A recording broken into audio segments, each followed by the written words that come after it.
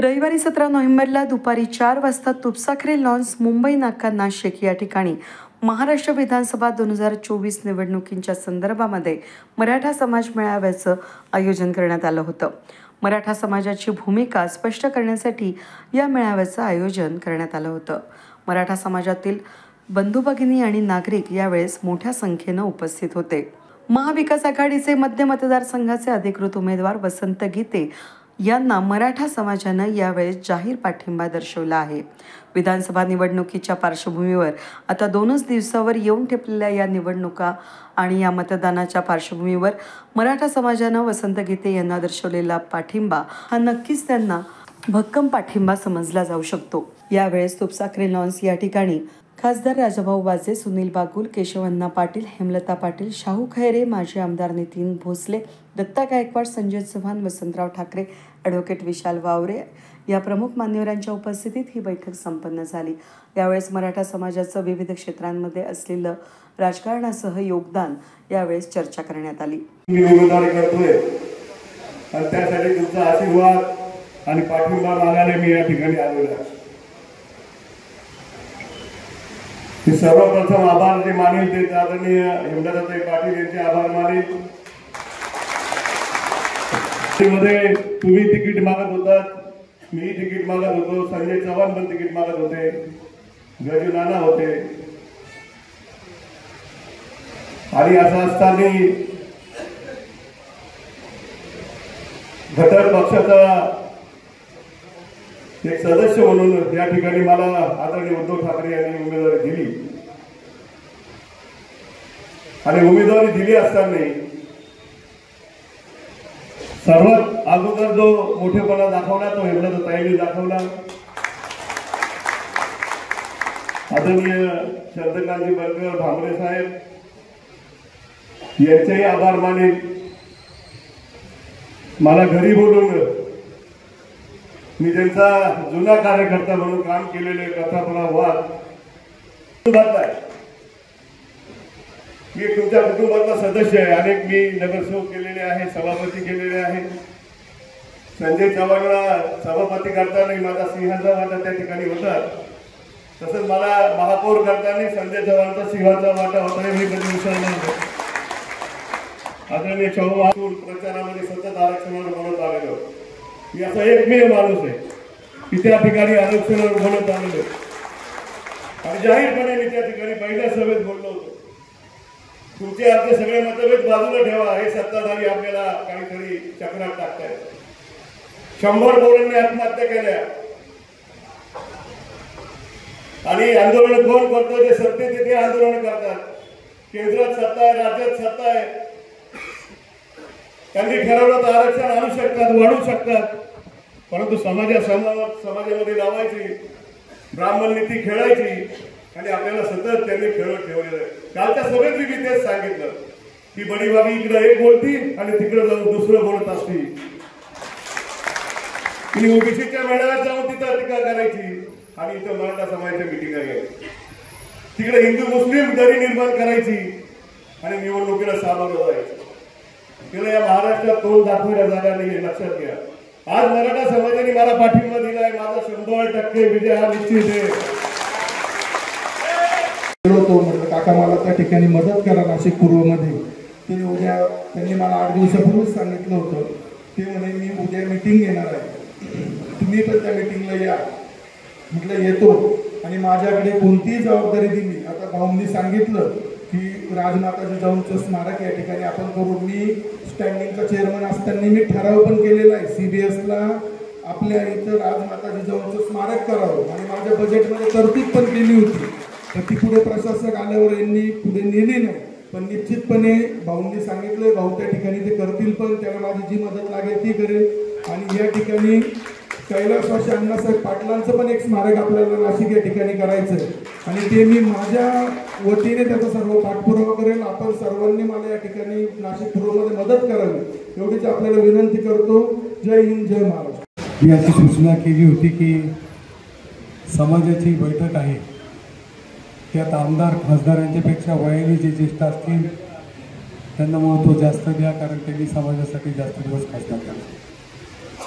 आपला समाज आहे आणि म्हणून त्या राजकीय विचारसरणीत आपण वागतो, चालतो, बोलतो. आणि म्हणून मला असं आपल्याला विनंती करायची आहे की आजपर्यंत जे आपण सर्वांनी पथ्य पाळलं होतं की जो जो ज्या ज्या पक्षात आहे तो तो त्यांनी त्या पक्षाचं काम करावं, असं एक अलिखित नियम आपल्या सर्व समाज बांधवांनी आजपर्यंत ठेवला होता. आदरणीय शाहू महाराजांनी सांगितलं की 72 नंतर एकही निवडणूक एक असं समाज म्हणून कुठं झाली नाही. आणि म्हणून मला असं वाटतं की आजपर्यंत आपण प्रत्येकाला तो मुभा होती की प्रत्येकाने आपापल्या पक्षाशी, आपल्या कामाशी एकनिष्ठ राहून काम करावं. परंतु काल परवा जे घडलं त्यामुळे तातडीची बैठक ही घ्यावी लागली. आणि म्हणून मला असं वाटतं की समाज बांधवांनी एकत्र येऊन एक विचाराने एक निर्णय घेऊन जर आपण आपली ताकद दाखवून दिली तर ती ताकद आपल्याला उद्या होणाऱ्या अडचणींना सामोरं जाताना मदत होईल. आणि त्यासाठी ही बैठक आज आहे. आपण समजा ज्याला कुणाला पाठिंबा द्यायचा आहे त्याच्याकडून आपण 2 शब्द ओढून घेऊन मग आपण तो पाठिंबा देणार आहोत असं सर्वांच्या संमतीने सांगितलं. मी जेव्हा निवडणुकीला उभं होतो तेव्हा काही लोकांनी मला बोलवलं होतं. आज नावं घेऊ शकत नाही आपण सगळ्यांची, परंतु मी सगळ्यांशी बोललो होतो. आणि वेगवेगळ्या लोकांशी आपण बोलल्यानंतर काही लोकांनी पाठिंबा दिला, मराठवाड्याच्या लोकांनी दिला, मराठा समाजाच्या लोकांनी दिला. परंतु जरी मराठा समाजाच्या लोकांनी पाठिंबा दिला असेल तर आजपर्यंत आपला समाज हा सर्वांना बरोबर घेऊन चालणारा समाज म्हणून ओळखला गेला. उपस्थित बंधू भगिनींनो, 18 पगड जातीला बरोबर घेऊन छत्रपतींनी आपलं स्वराज्य उभं केलं. आणि त्याच विचाराने आपण सगळ्यांनी सुद्धा कधीही आपल्या जातीचा विचार न करता आपल्याबरोबर असलेले ज्या जाती आहेत त्या जातींना बरोबर घेऊन आपण समाजकारण आणि राजकारण केलेले आहे. तुम्ही जर कधी मला विचाराल तर 90% ब्राह्मण बहुल असलेल्या भागातनं मी गेली 5 वेळा निवडून आलो. तर आपण कधी असा विचार केला नाही की आपल्या समाजाला अशी निवडणुकीच्या निमित्ताने मीटिंग घ्यावा लागेल किंवा आपल्याला असं एकत्र यावं लागेल. मी 1972 सालापासून निरनिराळ्या निवडणुकांना सामोरं जातोय आणि कार्यकर्ता म्हणून हाफ पॅन्टवर असतानापासून काम करतोय. परंतु हरिभाऊ खुदा साक्षीदार आहेत. आपल्या नाशिक शहरामध्ये ज्या ज्या निवडणुका झाल्या किंवा ज्या निवडणूक प्रक्रिया पार पडल्या तर ज्या ज्या वेळेला आपल्या शहरावर किंवा सामाजिक एखादं संकट आलं तर मराठा समाज एकत्र आलाय. म्हणजे ज्या वेळेला शांताराम बापू वावरे अपक्ष उभे राहिले नाशिक शहरामधनं त्यावेळेला कान्याकोपऱ्यातला आपला प्रत्येक माणूस हा एकत्र आला आणि शांताराम कोंडाजी वावरे यांना सर्वांनी मिळून निवडून दिलं. हे बऱ्यापैकी मराठा समाजाच्या ताब्यामध्ये होतं. जेव्हा भारतीय जनता पार्टीला वाटलं की आपल्याला जर ह्या सगळ्या लोकांना मोडीत काढायचं असेल किंवा काँग्रेसला मोडीत काढायचं असेल तर ह्या शिक्षण संस्था ज्या आहेत याच्यावर निर्बंध लावले पाहिजे. आणि ह्या महाराष्ट्रातल्या जेवढ्याही शिक्षण संस्था असतील याच्यावर वेगवेगळ्या पद्धतीचे निर्बंध लावून त्यांना कंट्रोलमध्ये करण्यात आलं. त्यांना मिळणाऱ्या ज्या मान्यता होत्या त्या थांबवण्यात आल्या. तुम्ही काँग्रेसचे जेवढेही पुढारी पाहिले असेल बऱ्यापैकी त्याच्यातले मराठा समाजाचे लोक होते. आपण जेवढे कडक टोपी सगळे जेवढे बघत होतो ते सगळे काँग्रेसचे पुढारी हे सगळे बऱ्यापैकी मराठा समाजाचे होते. ते कमी झाले. शिक्षण संस्थेमध्ये अडचणी उभ्या झाल्या. दुसरं त्यांच्या लक्षात आलं की सहकार क्षेत्र हे सहकार क्षेत्रामध्ये संपूर्णपणे मराठा समाजाचं वर्चस्व आहे. मग ते कोऑपरेटिव्ह बँक असतील, पतसंस्था असतील, एडीसी बँक असेल आणि ह्या संस्था जर आपण संपवल्या किंवा याच्यावर जर काही अटी शर्ती घातल्या तर मराठा समाज इथे सुद्धा कंट्रोलमध्ये येईल. मोर्चे काढले, सरकारवरती दबाव आणला. पण त्या ठिकाणी पाहिजे त्या प्रमाणामध्ये आपले प्रश्न त्या ठिकाणी सुटले नाही. म्हणून या ठिकाणी या मेळाव्याच्या माध्यमातून महाविकास आघाडीच्या सर्व उमेदवारांना मदत करावी अशी विनंती आपण सर्वजण करतोय. राज्यामध्ये सत्ता परिवर्तन त्या ठिकाणी होणार आहे, पण त्या ठिकाणी आम्ही कामगार क्षेत्रातून त्या ठिकाणी येतो.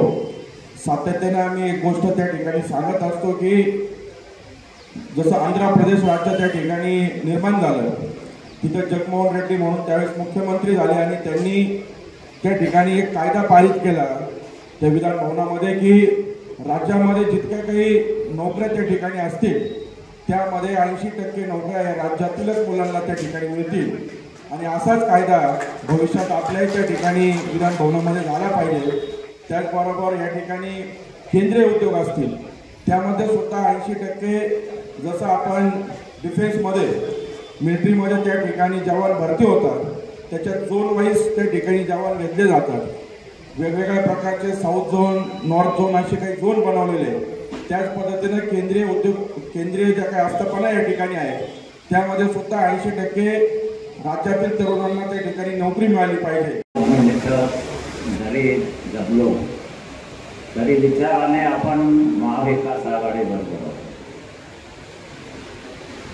ही लढाई वसंतरावांची नाही, ही लढाई मशालीची पण नाही, ही लढाई महाविकास आघाडीची असली तरी ही लढाई जिंकण्याची, ही लढाई आपल्या संविधान जतन करण्याची आणि भावी पिढीच्या आकांक्षाची लढाई.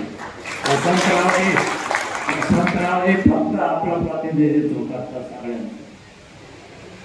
मराठा समाजाचं मन मोठं आहे, सागरासारखा अथांग आहे, सगळ्या नद्या सामावून घेतो तसं मराठा समाजाने सगळ्या समाजाला सामावून घेतलेलं आहे. पण सध्या राजकारणासाठी काही मंडळी त्याच्यात द्वेष पसरत आहेत, भांडणं लावत आहेत, दंगाई घडवत आहेत. त्याच्यापासून मराठा समाजाने सावध राहिलं पाहिजे.